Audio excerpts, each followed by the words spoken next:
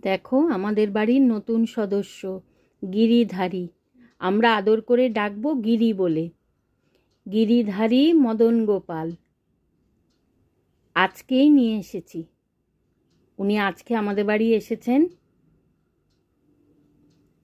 মালা পরিয়ে, ধূপ ধুনো দিয়ে, প্রদীপের আরতি করে ওনাকে আমরা ঘরে তুললাম।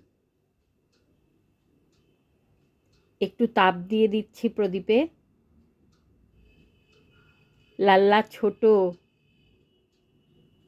ছোট বাচ্চার মতন একদম।